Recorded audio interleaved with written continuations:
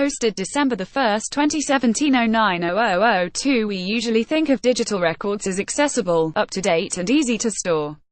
But for the preservation staff at the State Library of Western Australia, saving this type of content has proven far trickier than simply keeping mildew away from books. If you think about keeping a book, what you need to do is ensure it doesn't have any mold or pests and then store it somewhere safely in the stacks where we have a climate-controlled environment. David Ong, manager for digital preservation, said, "Digital content is much more fragile than that, specifically through obsolescence. The library, in addition to books and records, holds a large collection of digital material, some of which dates back decades and much of which is not as easy to access as, say, flipping through a book. The State Library is interested in collecting West Australian content of historical value, and that content can come in a range of formats from a range of places," Mr. Ong said. Format change a formidable challenge. Although it might have been safely stored on floppy disks or CD-ROMs when it was created, the ability to look at digital files can and is undermined by rapid changes to formats and technology. There are so many different types of computers. If you think about the different operating systems, you have Mac and Windows, those are the main ones, and those operating systems have gone through multiple iterations, and each of those has a different piece of functionality that they bring along, Mr. Ong said. We have seen different types of floppy disks, different sizes, there have been CDs and DVDs, and now we are transferring a lot of files over the internet. With any kind of digital file we need the software to be able to open it. The software has to run on a specific operating system which may need hardware to run.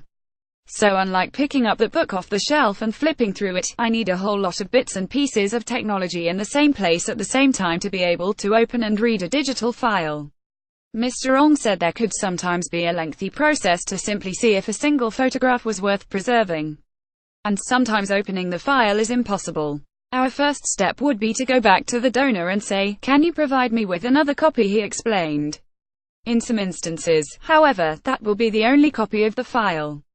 Detective work to unlock an old image. In one such instance, Mr. Ong ran an image file through two pieces of software. The first told him the file was not well formed, the second showed him lines of characters that were the raw contents of the file. With some detective work he was able to identify where the error was, fix the broken tag and then output the file again.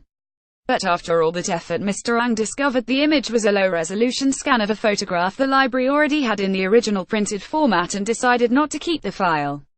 Although it can be disappointing to do painstaking work for an insignificant record, Mr. Ong was also assured the library had not lost anything valuable. The importance of personal archiving. Mr. Ong's work has fed a keen interest in taking care of his personal photographic collection and encouraging others to think about how they stored their images.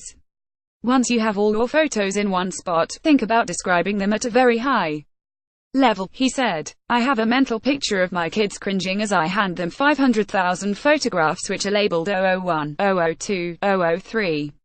Files that are out of context will not have any meaning at all, so any effort I can make now will make a huge difference in the future." He also regularly backs up his images in several places. "I have my photos on my laptop at home, I have a second copy on an external hard drive at home, and a third copy on an external hard drive that I have left at mate's place.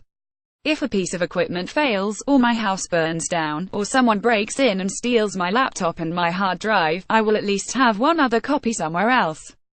Topics: Library, Museum and Gallery, Digital Multimedia, History, Internet Culture, Human Interest, Perth 6000.